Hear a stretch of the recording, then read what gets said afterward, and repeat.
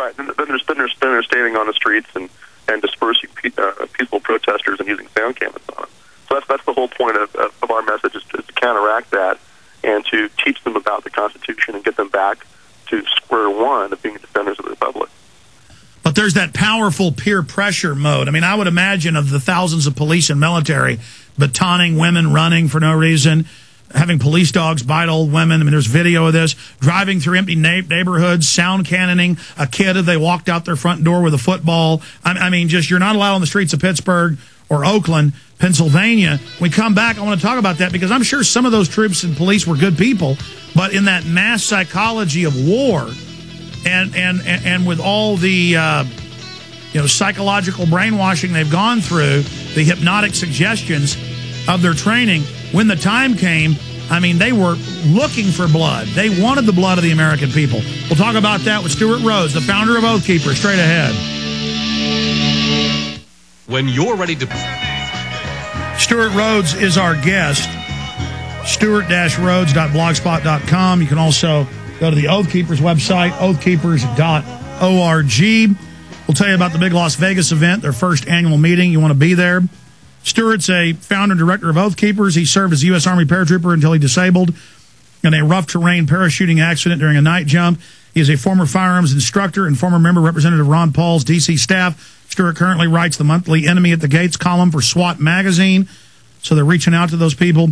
Stuart graduated from Yale Law School, where his paper, Solving the Puzzle of Enemy Combatant Status, won Yale's Miller Prize for Best Paper on the Bill of Rights.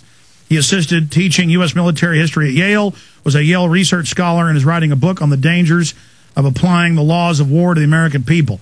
And he's a great leader, and we're honored to have men of his caliber fighting the globalist takeover. And he's another testament to taking action. What, Oath Keepers been around how long? And it's everywhere now. It's exploding. First official meeting on the Green in Lexington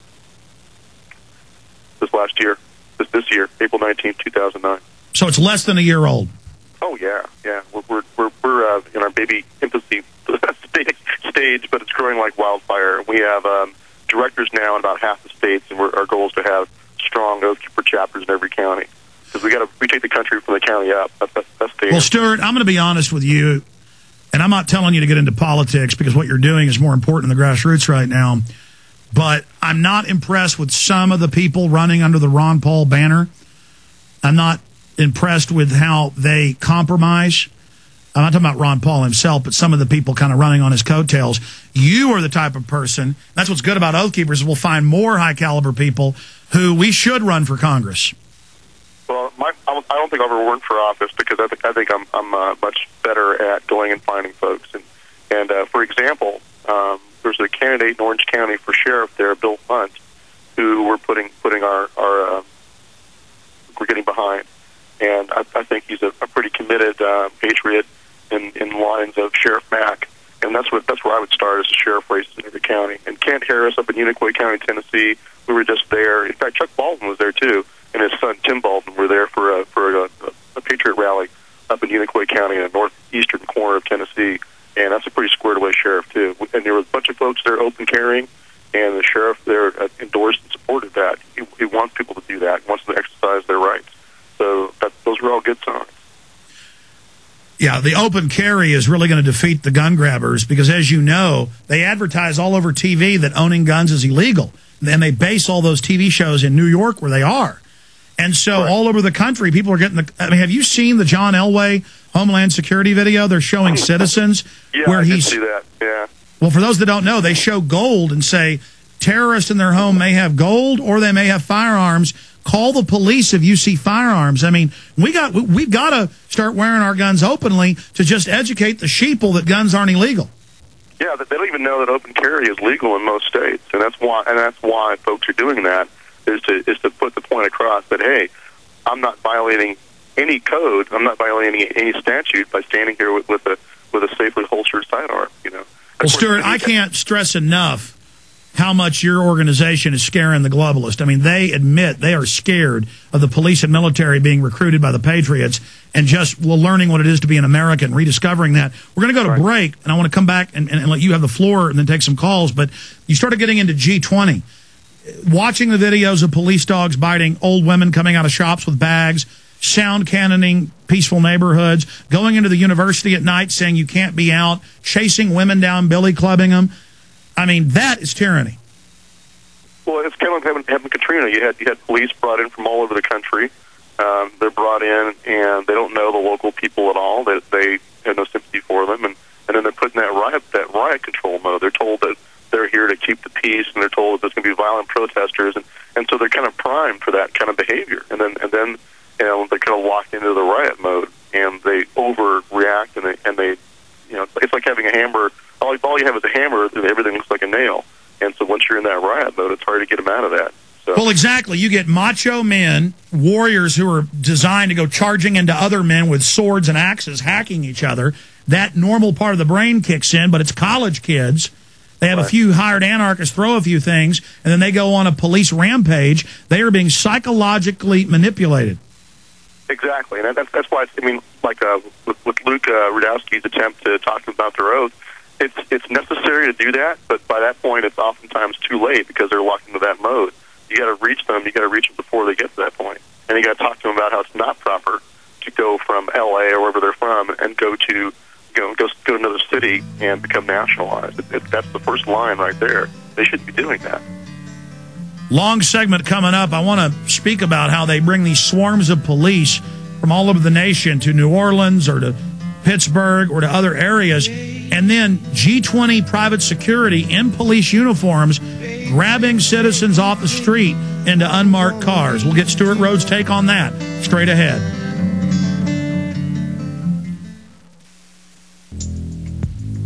Stuart Rhodes is our guest. Your phone calls, Ronnie, Scott, Karen, Mark, Bob, and others are coming up here in just a few minutes. Stuart, I was making the point as we went to break about how they're clearly turning the military and the police loose on the people. They're clearly training them that it's macho and cool to do all of this. That's why Oath Keepers is here, to go out and reach out to them.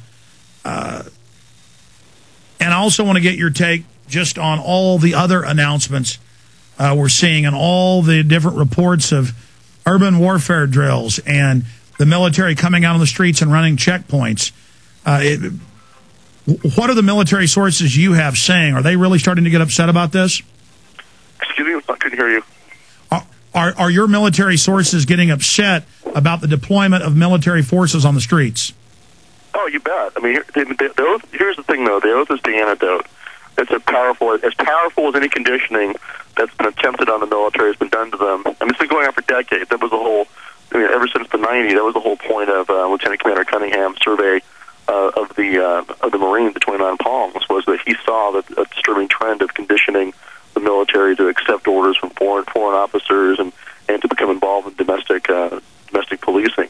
But so this conditioning has been going on for a long time. But the antidote is to remind them that their oath is to the Constitution, and it's incredibly powerful. The founders are no dummies. They put it there for a good reason. You remind them of their oath, and a little light bulb goes off over their heads, and they're like, "Oh yeah." But what does that mean? That means I have to read the Constitution to understand it, and then once I understand where the lines are drawn, I have to stand. And so that's the thing that's grabbing them, and it's working. And that's what we saw.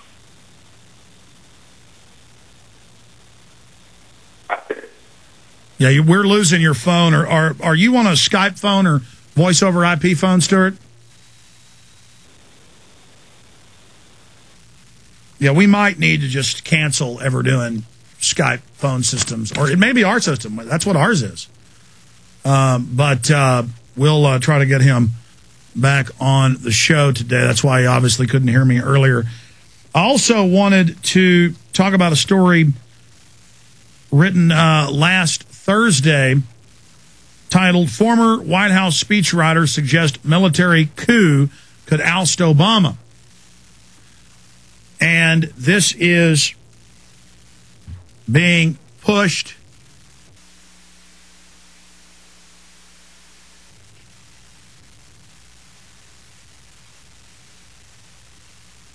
That's why we need to become aware of what's being said and what's being done, because the establishment itself is talking about a military coup in America. And normally when you have a military coup to get out of one tyranny, it only creates another tyranny.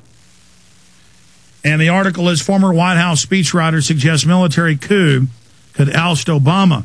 Former White House speechwriter John L. Perry has courted controversy by suggesting that the U.S. military uphold their oath to defend the Constitution against domestic enemies, could stage a bloodless coup to oust President Obama. That continues the illusion that Barack Obama is running anything. Barack Obama is a corporate lawyer who has proven himself to be one of the biggest puppets in modern history in any nation.